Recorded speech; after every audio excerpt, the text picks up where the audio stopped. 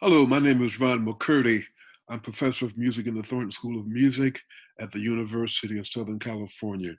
Thank you so much, David Sears and the Grammy in the Schools program, for inviting me and many others to present these mini master classes that will hopefully help you as an emerging artist navigate the artistic landscape. I want to talk to you this evening about something that's very near and dear to my heart. That is the artist entrepreneur, unlocking and nurturing the creative process and minding your own business. Higher education has done a wonderful job of helping to train emerging artists over the years. However, I think there's some things that we can do that can adjust and adapt to how much the landscape has changed. For example, when you begin playing music, let's say in middle school and high school, you were pretty much told what the repertoire was going to be. You were told how to play it, when to play it, what to wear. You simply showed up, you performed beautifully, and that was the end of it. And then you would repeat that same cycle 3 or 4 weeks later. The same thing happened when you got into college.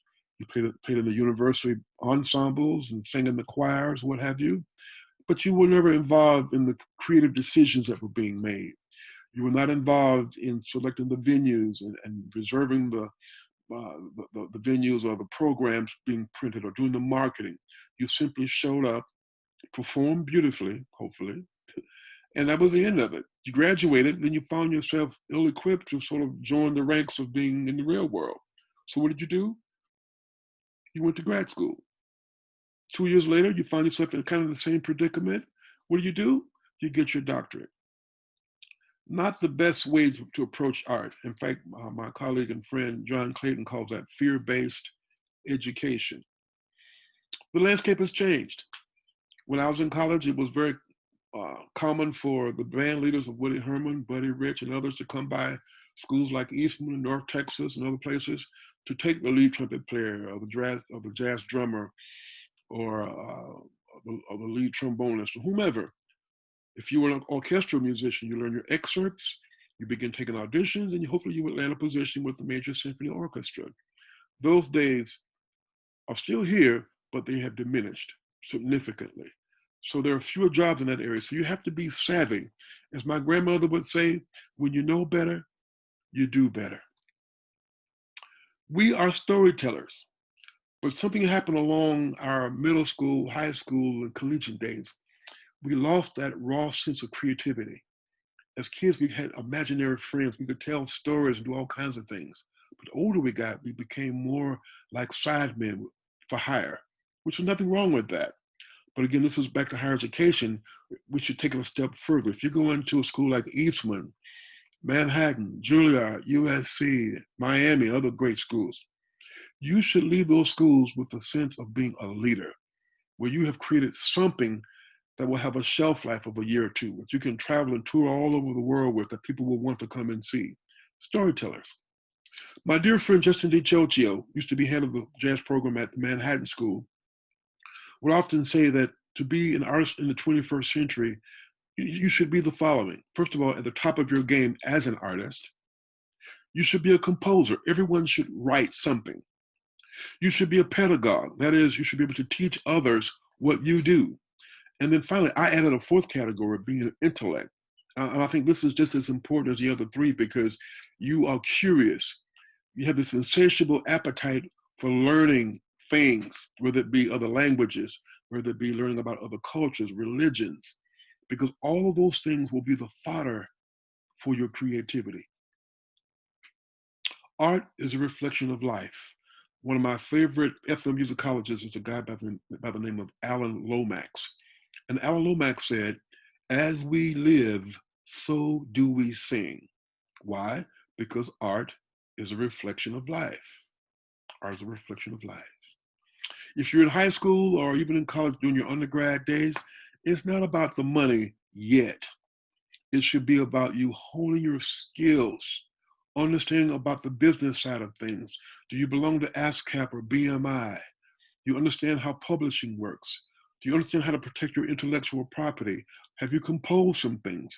It's about creating a huge portfolio of things that you have done that will transfer into your professional life. The words of the great Cornel West, a voracious appetite for greatness is what you want to have. During my years with the Monk Institute, I was around Wayne Shorter quite a bit. And Wayne would always tell the students, no boundaries. There are no boundaries. Imagine the end of a project at the beginning. When you first started, imagine what would it look like when it's all completed. One of my favorite quotes by Miles, it takes a long time to sound like yourself. That's what Miles used to say. When you're in school, particularly in high school and undergrad, you're listening, you're analyzing, you're imitating, and you are assimilating, in the words of the late, great Clark Terry. So you want to try to eventually, as you do all those things, you want to eventually have your own voice to emerge, which again is part of your creativity. Tough question here.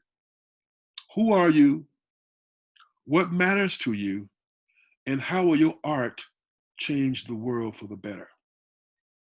Those are very tough questions sometimes for an 18, 19-year-old because you haven't thought about it. You're trying to figure out how to blow over the changes of giant steps. But those questions are important because if you can answer those questions, then you can begin to tell meaningful stories. This is my favorite quote here of all times here. This has to do with vision. And vision is important because this goes back to imagination. Vision should be like underwear. Think about that for just a moment. Vision should be like underwear. It should be yours and it should be fresh. Your underwear and clean underwear.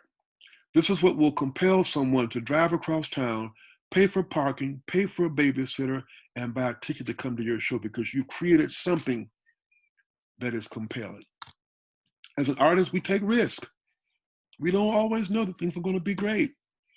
We have ideas for projects, for stories that we want to tell.